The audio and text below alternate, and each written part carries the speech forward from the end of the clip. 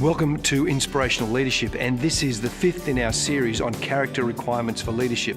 Now, we've done things that you would expect us to do so far, things like wisdom and a consistent walk with God and humility. In this one, we want to talk about fierce resolve. And it would seem like that doesn't fit with all the others. It almost seems like it's the wrong thing to have in this list. And yet, in leadership, you will need fierce resolve. So why will you need fierce resolve? You need fierce resolve because there's an enemy that's acting against you, and the enemy doesn't want the Christian church or Christian organisations or Christian groups to move forward.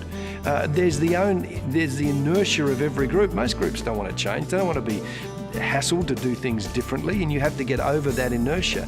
And there's also your own slackness. Our own slackness kind of stops us moving forward.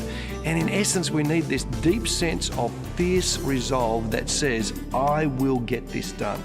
The story of Caleb is a great story in Joshua. You know that Caleb went with Joshua to cross the land. He and Joshua said we should go into the land. Nobody else of the 12 spies said they should. The rest die in the wilderness. But Joshua leads the people into the land, and Caleb is still there.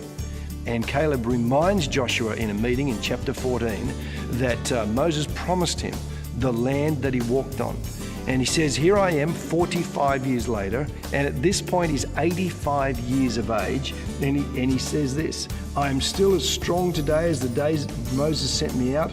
I am still as vigorous to go out to battle now as I was then. Now give me this hill country that the Lord promised to me that day. What a picture of fierce resolve.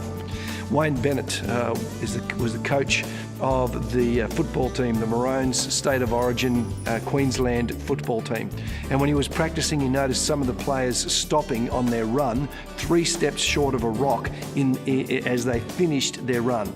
Bennett called the players together and he noted to them that some of them had stopped 3 steps short of their run. He said the team on the day that stops 3 steps short in both their practice and in the match will lose the game.